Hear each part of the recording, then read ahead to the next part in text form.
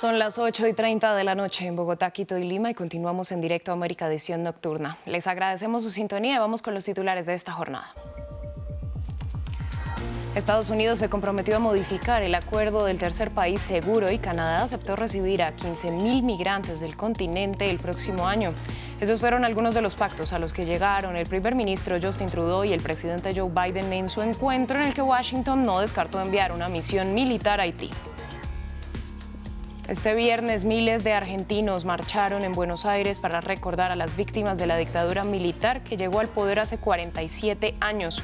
Los manifestantes se congregaron en la Plaza de Mayo portando pancartas con fotos de los desaparecidos y exigiendo justicia.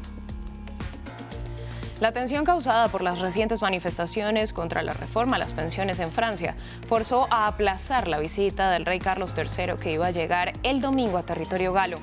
Las autoridades británicas informaron que fue el presidente Emmanuel Macron quien propuso el aplazamiento.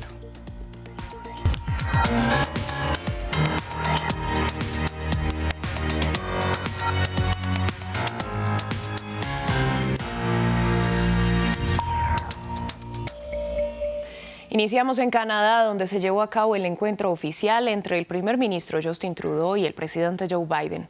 La reunión giró en torno a temas como la migración, la situación de Haití, los semiconductores y la unidad como bandera para enfrentar a regímenes autoritarios.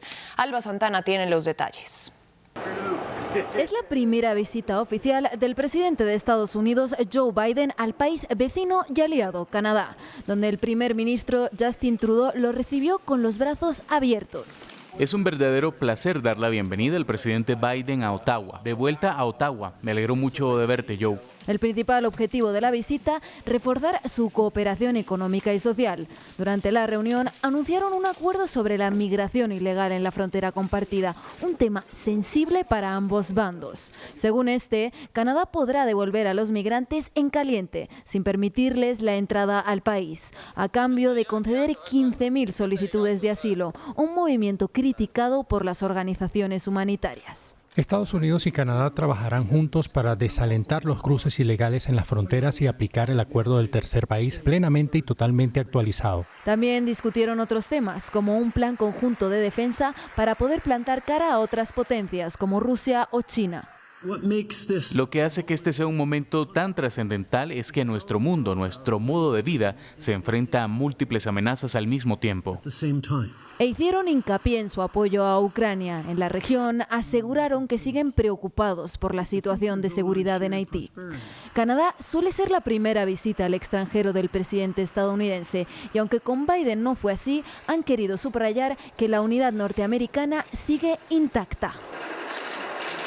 Un aparente caso de intimidación se vivió en la oficina del fiscal que podría presentar cargos contra el expresidente Donald Trump por supuestos sobornos pagados a la actriz pornográfica Stormy Daniels. De otra parte, el exmandatario advirtió que de ser procesado por este delito habrá muerte y destrucción, una afirmación que hizo en redes sociales y que generó fuerte polémica. Eumar Esada nos da más detalles en el informe. No hay respiro cuando se trata de Donald Trump. Este viernes, el Departamento de Policía de Nueva York acudió a la oficina del fiscal de distrito de Manhattan, Alvin Bragg, para retirar sobres con polvo blanco de naturaleza desconocida. Estos sobres fueron enviados junto a una nota de amenaza al fiscal que estudia presentar cargos por supuestos sobornos de Trump a la actriz de cine para adultos Stormy Daniels. Al mismo tiempo, Trump ha hecho una incendiaria publicación en su red Truth Social, advirtiendo que habrá muerte y destrucción si se presenta una acusación en su contra. Habrá consecuencias catastróficas, según el expresidente, que tilda de psicópata degenerado a quien se atreva a imputarlo, un tono que vuelve a causar preocupación. La retórica del expresidente, que fue sometido 2 veces a juicio político, es temeraria, cuestionable e irresponsable. Es peligrosa y si sigue así va a hacer que maten a alguien. Ya hemos visto las consecuencias de las incitaciones del expresidente.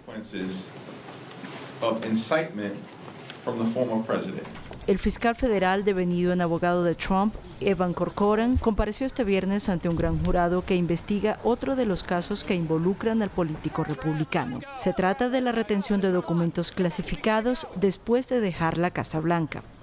Además, de acuerdo con la cadena ABC, un juez llamará a declarar al ex jefe de gabinete de Trump, Mark Meadows, y otros antiguos aliados por el tercer caso que tiene abierto, el asalto al Capitolio.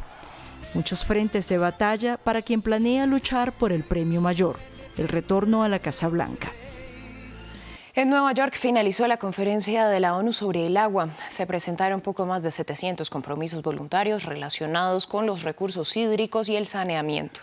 Previamente conversamos con María Clara Calle, enviada especial de France 24, que nos contó cuáles fueron los principales resultados del encuentro.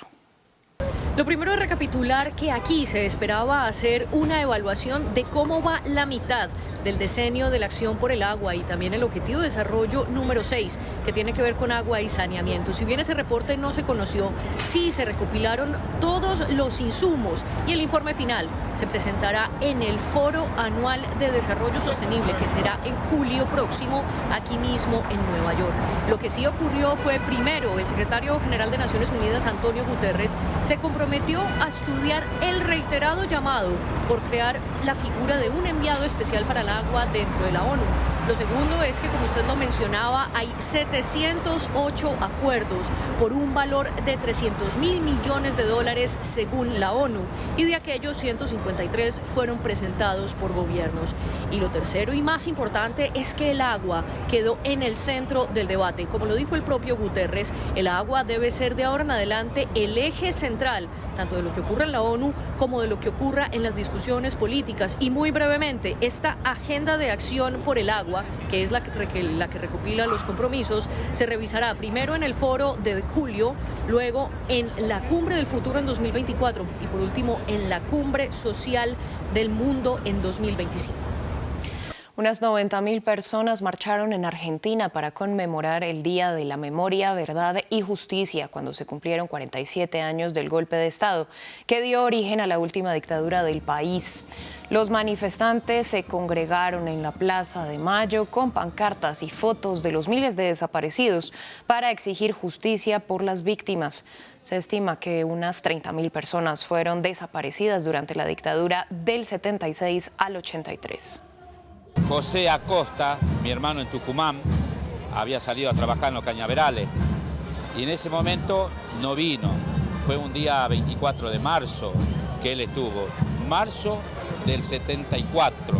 Y para nosotros hoy estar acá reflejando estos 40 años de democracia y este 24 es algo que nos lleva a continuar y decir nunca más a lo que pasó, porque nosotros como familia la hemos pasado. Hace pocas semanas, la ciudad argentina de Rosario fue noticia por un tiroteo contra uno de los supermercados de la familia de Antonella Rocuso, la influencer y modelo esposa de Lionel Messi.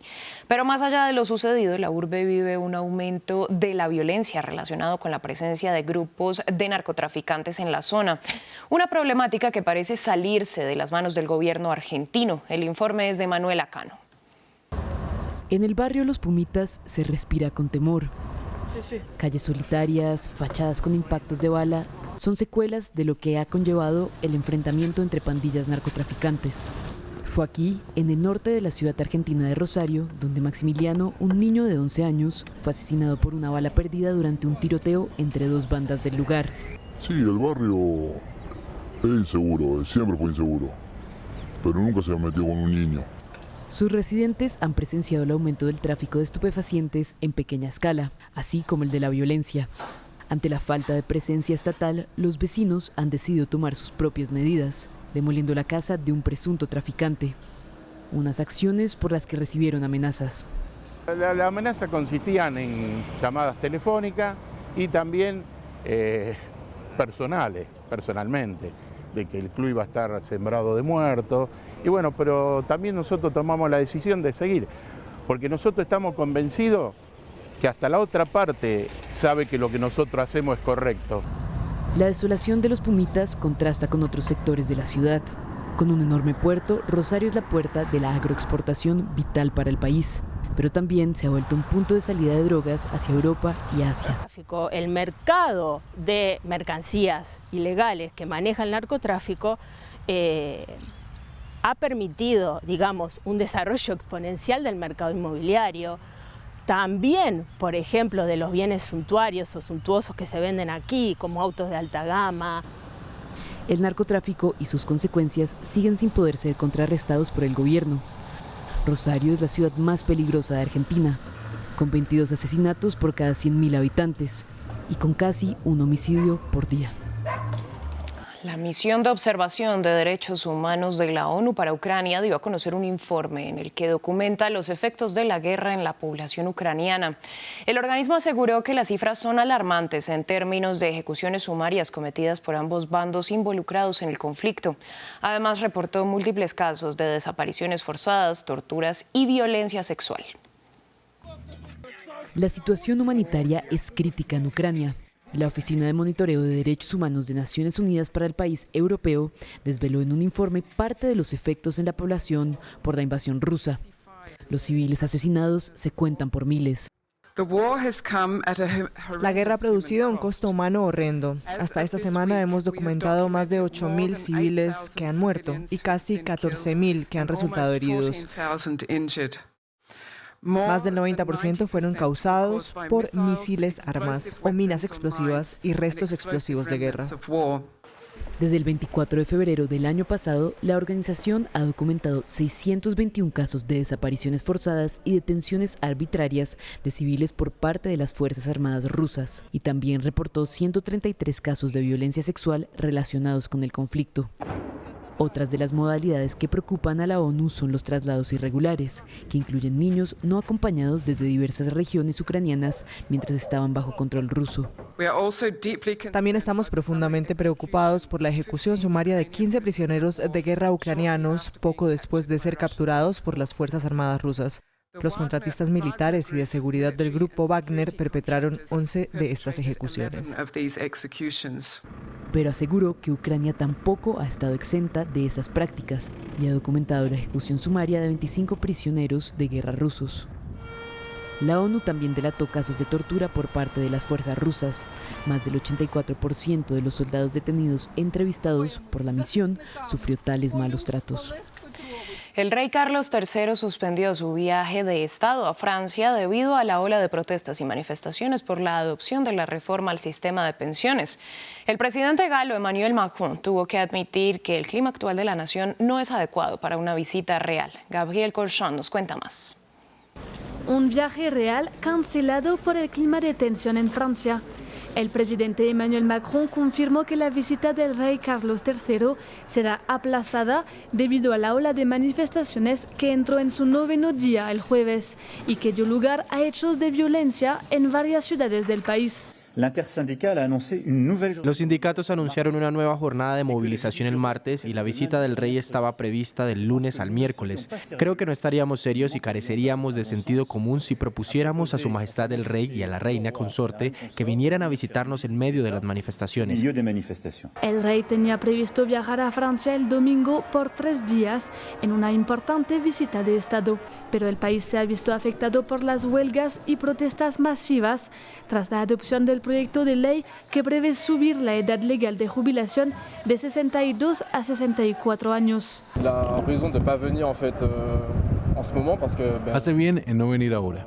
Hay protestas y huelgas por todas partes y es normal, ya que París es una ciudad con verdaderos residentes. Sí, es una ciudad turística, pero no es solo eso. Hay gente que vive aquí y que tiene necesidades.